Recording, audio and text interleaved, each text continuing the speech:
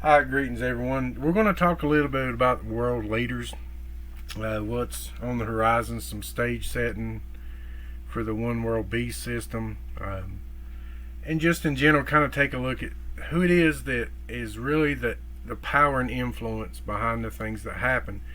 And if we're honest and we look at things and we pay attention to plans, legislation, etc., what we find is all of these things are not geared for the common good of the citizenry in the countries, but it actually serves who I believe is the puppets pulling the strings, the rich elites, the businessmen, the corporations, and so forth. So, just a reminder and a refresher, there is coming a system. It's undeniable, it's unstoppable, it's foretold in Scripture. A one world, a global, political, economic, and religious system most people just commonly call the New World Order, or one world globalism or governance. And in Revelation 13 verses 14 through 17, it's in the context of the false prophet. It says, "And deceiveth them that dwell on the earth by the means of those miracles which he had power to do in the sight of the beast, saying to them that dwell on the earth that they should make an image to the beast which had the wound by a sword and did live. And he gave power, and he had power to give life unto the image of the beast, that the image of the beast should both speak, and cause as many as would not worship the image of the beast should be killed. And he causeth all, both small and great, rich and poor, free and bond, to receive a mark in their right hand or in their foreheads, that no man might buy or sell, save he that had the mark or the name of the beast or the number of his name." And we see that it will occur. This is just something that we're told to look for because it is coming. And we can see the signs of this single unit of governance, not necessarily elected government, but governance forming. We see policies that continue to make the wealthy influencers of the world even richer, and legislation to give them control and authority over even the lives of the people. So the term that many use commonly right now in this, some call it build back better. It's this World Economic Forum idea that existed pre-COVID. They just used the incident there to reinvigorate the idea of building back better. But the Great Reset is just a corporate takeover, and I mean corporate not as only collectively, but corporate by corporations and the wealthy. It's a global governance that affects our food, our data, and our health care. And this is done by non-elected groups and organizations. Now, granted, some of the people in these organizations have allegedly been elected from the countries they represent. That can be debated.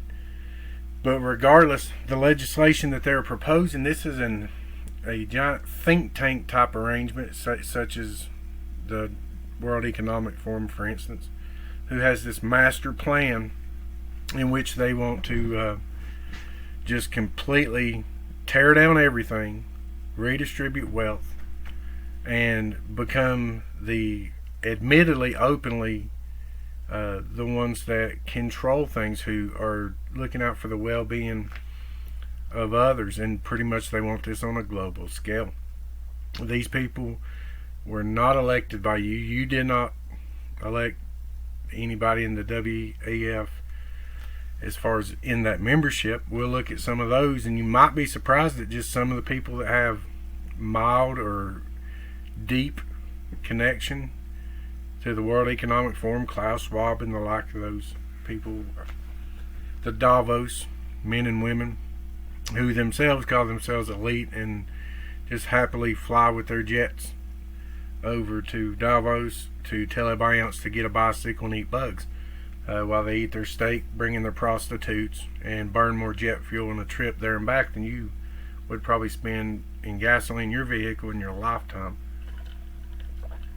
But that's besides the point. This is just something I came across, and it was actually an activity, not looked at the way I'm looking at it, but it was represented. Each president was on a brown paper bag puppet, the way many of you, if you have any kind of decades built together to form your total existence, you may have done this as a child or done it with your child, where you make a puppet out of a brown paper bag. And when I saw the last 6 presidents, for instance, on this, it just brought to my mind the imagery of they're really just puppets. It doesn't matter what side of the aisle you're on. It doesn't matter if you're left, right, middle. It doesn't matter. They're puppets for the global elites. Either both Bushes, Clinton, Obama, Trump, or our current president. We see the real policymakers, the real movers and shakers, are the people in the corporations. They're the ones who are looked to for answers. They're the ones, whether they have degrees that validate their being able to give advice in certain areas, say health, for instance. They're not even in that field, but people look to them nonetheless, because that's where our society has been more and more shaped to think, to go to the so-called experts, or to go to the wealthy person who has millions, billions, or potentially trillions of dollars, depending on who they might be. But honestly, it makes me think of how they're just controlled. This, regardless of what side of the political aisle you fall on, it affects us, each and every one. That instead of we the people who are governance by the governed, which was the design, we are governed by the corporations, who, by the way, from what I've been reading, can basically obtain like a personal status in a corporation, like corporate person. You know, the loopholes and the way they twist the laws, anything's possible. But that picture just really does stand out to me. We the corporations. That's whether it be Amazon or ExxonMobil or Gulf or any of your pharmaceutical branches. They are the ones that make the train move. They're the ones that push masses in any direction they choose, because they will offer bribes, incentives, or punishments if you try not to go along or try to oppose what they're wanting to happen. These people literally run the world, but they want even more power, because, as quote, power is something that people get addicted to, and the more power they get, the more that they want. The form of government that we see coming to pass now with these people at the wheel it's a technocracy. Many of you may know that term, many may not, or you're just not sure what it means. It used to be called a technocratic form of governance, but now it's just called a technocracy, which is just a form of governance that the tool itself is technology that's used to control its subject. And with AI bursting onto the scene and just growing at lightning speed, this authority, this control, I can just picture their mouths watering at what extended control can come out of these new technologies that are forming, whether it's 5 or potentially 6G, instantaneous monitoring, instantaneous communication, artificially driven robotics, whether it's embodied AI in an actual robotic form, vehicles, drones, etc.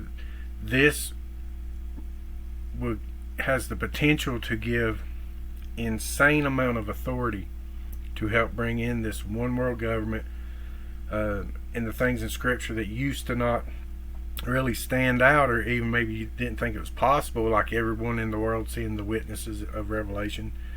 Now you see how easily that can be done with technology.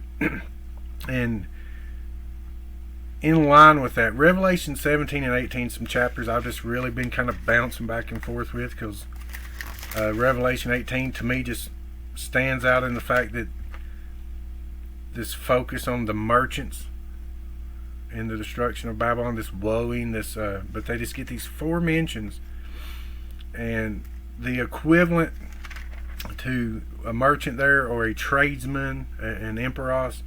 Think of a powerful businessman, and that's right along inside with which we're talking about, these businessmen and the influence they have. Because in Revelation 17, when it talks about the 10 horns there, and Revelation 17 verses 12 says, "And the 10 horns which thou sawest are 10 kings which have received no kingdom as yet, but receive power or authority as or like kings 1 hour with the beast. These have one mind, and shall give their power and strength unto the beast." I'm of the opinion that these 10 horns or 10 kings that are like kings are not necessarily elected officials, but they are powerful businessmen, powerful influencers or swayers, people that have the authority to make things happen, and they don't have to necessarily be actual kings, but it quite potentially could be what we see now increasing more and more openly, really rich elites that can control large chunks of real estate because they have the means to do so. And it's that picture more and more in my mind continues to see that, and as we move closer and closer to Christ's return, closer and closer to this event coming and the stage being set, I think we can start to have a picture forming in our head, and we need to listen to these people.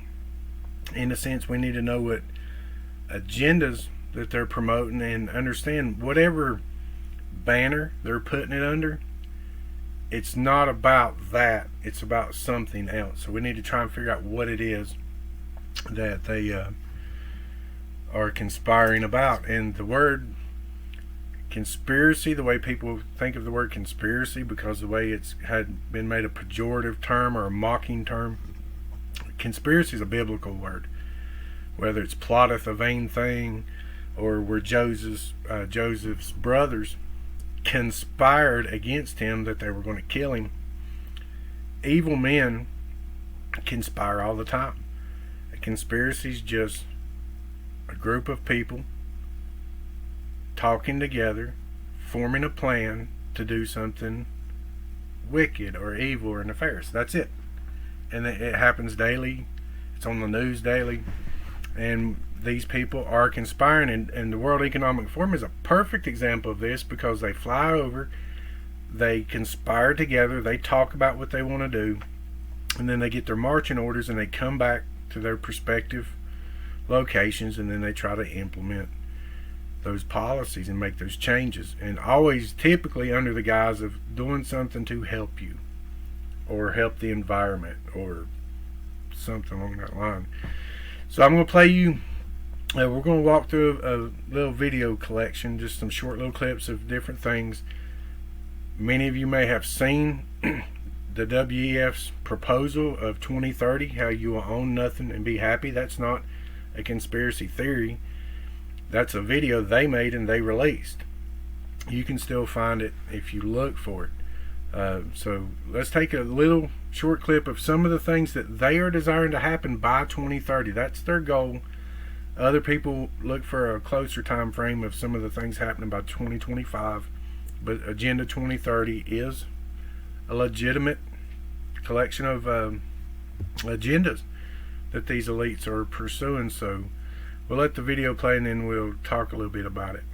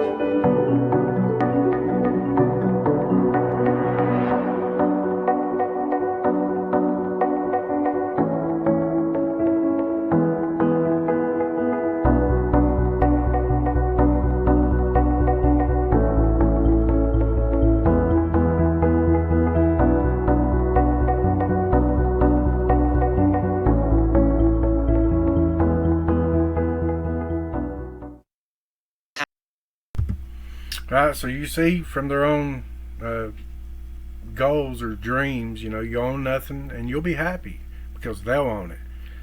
You'll rent everything. You see that form now with all the way that things have changed to where you don't buy the things that you once did. Say a program for your computer with a disk that it's yours, that you install it. Now you pay for subscriptions. You rent those things, and you see that with software. You see it with your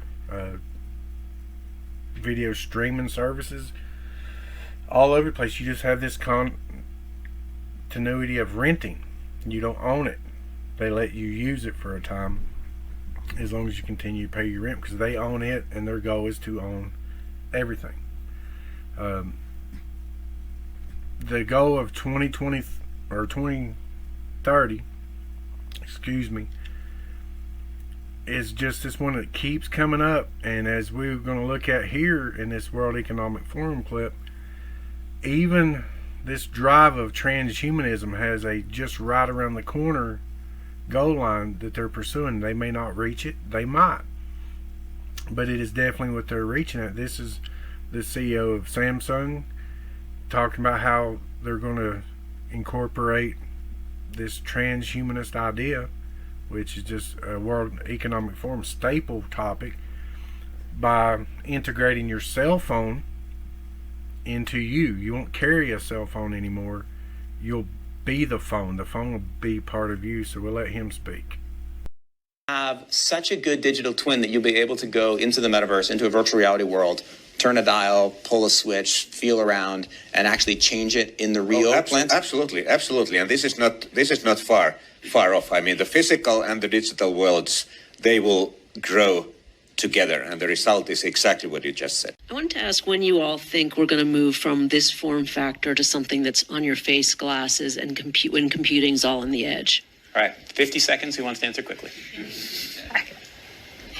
I think it will go. It will. First of all, it will definitely happen. I was talking about 6G earlier, which is around 2030. I would say that by then, definitely the smartphone as we know it today will not anymore be the usual kind of the most common interface. Wow. Many of these things will be built directly into our bodies. Many of these things will be built directly into our bodies. Right, so from his own lips, he's saying that it will happen. They have absolute certainty they're going to bring this to pass. That interface will go from you having a smartphone or a tablet or meta glasses to where you're getting augmented reality to where it's actually going to be implanted in your body as early as their goal of 2030. And you hear him referencing 6G. So 5G is not even the end all for a while. It's just a step to 6G. and you can start to see what used to be considered sci-fi, which I think was more predictive programming than it was entertainment, brings about the truths of what they want to happen. And I think a lot of that is just them prepping the culture to accept it when it comes. Listen to Klaus Schwab. He's the one that wears the galactic like space garb, sometimes really strange individual. The next generation coming out of Hitler's Germany, and you can read up on this guy. He is a very creepy, very wicked enemy of all things good and moral. And this is the guy that many have gone to try and get their marching orders to shape their culture. So just listen to him. Can you imagine that in 10 years when we are sitting here, we have an implant in our brains, and I can immediately feel, because you all will have implants. Hello, Bethany speaking. Hello? You phoning for Bethany? Yes. What are you doing? This is Bethany. Can you hear me? Well, you're right in front of me. But can you hear me down the phone? Oh, my God. This is me. On the phone, I had it implanted. My hand is the phone. I can walk and talk because I'm on the phone inside my hand. I am the phone. This is what phones are going to be from now on. I have integrated. Thank you for your call.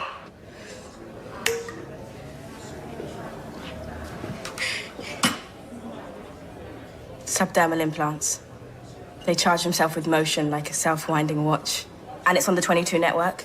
I get signal across 95% of UK mainland, 98 by next year. When I phoned you, it was ringing. You were ringing. That's the speaker. So small. All right, you heard that this is being pushed toward the public in multiple fronts. Through Hollywood, through World Economic Forum lectures, through collegiate lectures. You see how they're using Hollywood again. That was from a show I know nothing about. I just obtained the clip for this purpose, to show that it's a very recent addition in that show, with the idea of implanting technology in your body to make you essentially a cyborg. And Hollywood's been promoting and grooming society for transhumanism for many years. I mean, the list of shows, we could just sit and fill up an hour just naming the shows that incorporate the idea of being a cyborg or emerging tech. And that's very old shows, I mean very old shows, to your Marvel with your cyborg shows and all the rest. Because in this generation now, this generation Alpha, have been primed to embrace this wholeheartedly. And I think this is going to play a big part in the mark of the beast, which is going to be some kind of embedded tech of sorts. And these people are going to think it's a good thing. People are doing the craziest things now, not understanding where all this is headed. But here's just some examples of Hollywood prepping our minds for this.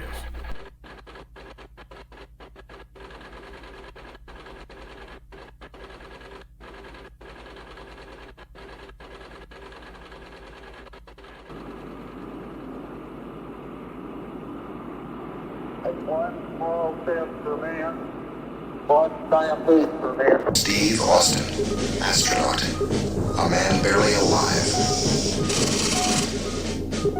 Gentlemen, we can rebuild him.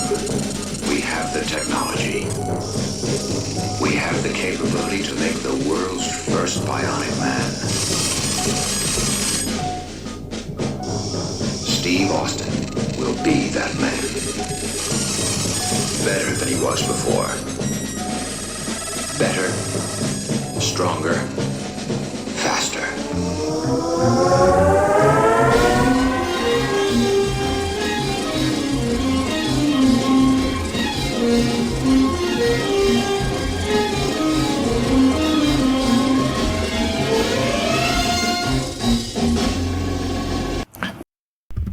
Right, that was from a show just a few decades ago. Well, quite a few decades now. Sometimes we forget our own ages. Prepping this idea of merging transhumanism, making man better, fixing man and their flaws. And I find it ironic that the very theme of that show was that the man was injured. It was a $6 million man played by Lee Majors. That he was injured, and they used biotech to not only repair him but make him better, because that's essentially the same premise that's being used now with things like Neuralink and Elon Musk brain chip, which I'm going to play a clip here to see if you can formulate a thought, to see if this starts coming together to you with recent things that have happened globally over the past few years and the way things are happening now, and see if you can start to form a picture of how this ties in to transhumanism. Listen to what Elon Musk says about RNA technology. I think there's going to be a lot of breakthroughs on the medical front, particularly around synthetic mRNA. You can basically do anything with synthetic RNA, DNA. It's like a computer program. So, I mean, I think with enough, with effort, that's not too crazy. You could probably stop aging, reverse it if you want. You can basically do it. You can turn someone into a freaking butterfly if you want with the right DNA sequence. Right, did you catch that? He's the one that made the connection. He calls RNA or DNA, he uses them synonymously, if you notice there. It's programmable, it's software. Now, for a computer work to work, what basically are the two things, simply put, that you need? You can have software that is useless to you if you don't have any hardware. Well, I find it interesting that Elon's very creepy push that he's doing now with his Neuralink is hardware. So now we have approved hardware. It has been approved that he can implant this, and he's already using it on one gentleman trying to repair his health issues, which in and of itself is not a bad idea. Still kind of creepy when you start plugging things into people's brains, but nonetheless, you see how the same idea, it gets approval, and now it's being used. So now we have two concepts of where we can install hardware directly to the brain of someone, and then there's also software, so you can kind of fill those two things in together.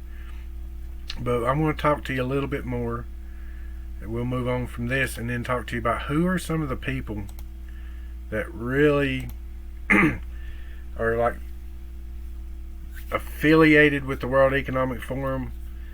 They call them young global leaders. So who are the World Economic Forum's young global leaders? This is from an article from humanevents.com, because the author, Ethan Peck, states, when all 7 leaders of the G7 nations parrot the same Build Back Better slogan back during the lockdowns, it became clear to him that it was long past time to pay close attention to the single one relevant common denominator between them all, and that's the WEF, or World Economic Forum. The same goes for all of the major, or 3 American pharmaceutical companies, unnamed. They have strong ties. The fact that the Russia-Ukraine war, the leaders of both countries have strong ties and have had a relationship with the WEF. Regardless of the issue of the day, the most prominent individuals involved across different sectors of society and across the political spectrum almost always have current or past ties to the WEF. And there's a number of ways in which politicians, corporate executives, journalists, academics, and even celebrities are linked to the WEF. At minimum, he says, one may attend the WEF's conference in Davos, where the ultra elite gather annually to discuss how they will finally usher in the long-awaited utopia by taking away our property rights and feeding us bugs. But attending Davos, as sinister as that is on its face, it's just the elementary form of involvement with the WEF that one can have. And there's a lot of different roles. For example, listen to this list of some of the specific attendees at the WEF. Henry Kissinger, who was an evil dude. You can look him up, and he did some horrible things. This guy was just wicked. Bill Clinton, Anthony Fauci are named as members. The WEF also denotes some of those that have spoke at Davos or have an influence on their policy, and they call them agenda contributors. That would be Biden, Trump, Xi Jinping, George Soros, Pfizer CEO Albert Bourla, Bank of America CEO Brian Moynihan, transhuman author and Wolf in Wolf's Clothing, that's my addition, Yuval Noah Harari, BlackRock CEO Larry Fink, who also sits on the WEF's board. Those are some of your agenda contributors.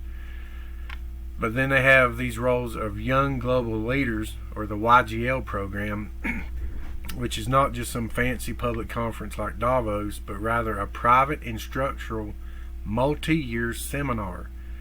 While some merely attend Davos, others contribute to its agenda.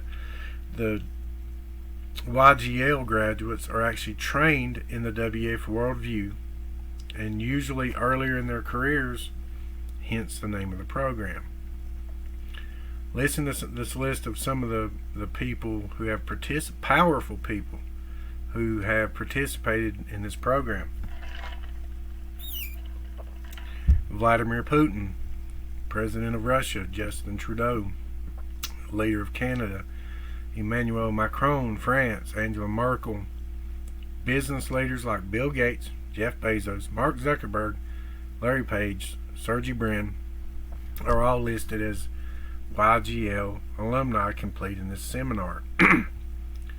So how is it that the founders of Microsoft, Amazon, Facebook, and Google all attended this one elitist training seminar? And he goes on to say, as mentioned, it's astonishing how many of these YGLs are listed as having participated in the program well before their climax of influence. For example, Putin graduated before he became president of Russia. Page and Brin before Google became a publicly traded company. And Gates and Merkel were in the program's inaugural year back in 1993. Since its founding in 1993, then it was called Global Leaders for Tomorrow, until today there has been a new class every year totaling over 1,400 young global leaders. The most recent wave of graduates is already having its impact on politics globally. The World Economic Forum does not discriminate based on party. I am of the opinion, because there's really no separate parties, but it recruits politicians from both sides. This is especially true in the United States. Now listen to some of these people, and many of which proclaim to try and say they're conservative, right-wing, etc., etc. Gavin Newsom, Adam Kinzinger, Pete Buttigieg, Nikki Haley, Tulsi Gabbard, Texas Congressman Colin Allred, Phoenix Mayor Kate Gallego have all been named as YGLs. And if you recognize any of the young politicians from other nations, chances are they may also be YGLs.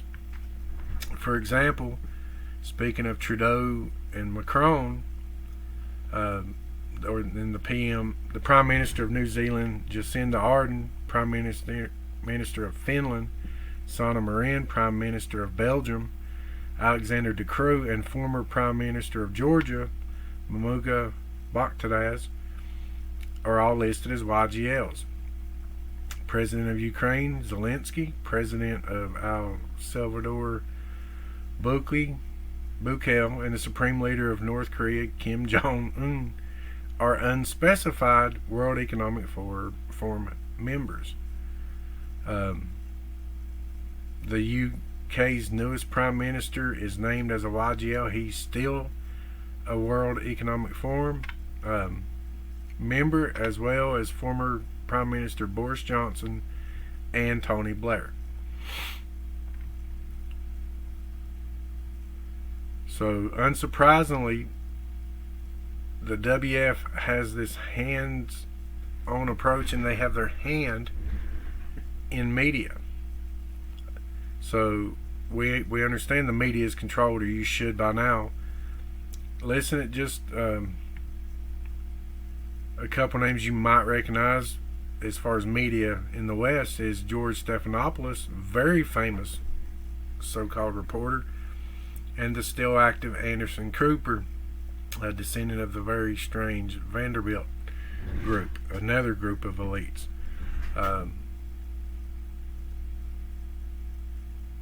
So we see over and over, we just see this collection of a multiplicity of wealthy, prestige position people affiliated with the WF, and it makes it more probable. And you see how collectively countries that allegedly hate each other all acted the same way during a global crisis, which was to act with the foot on the face or the boot on the neck toward their citizens instead of looking out for their real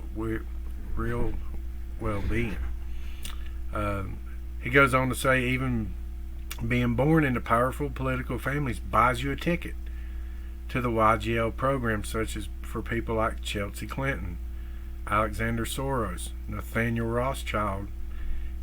Ivanka Trump is listed as an unspecified WEF member. But they don't just recruit their leaders from just like business and politics. They really do go across the spectrum of the elites to include those like in Hollywood. And it says that but they also exploit the influence of cultural icons to advance its agendas.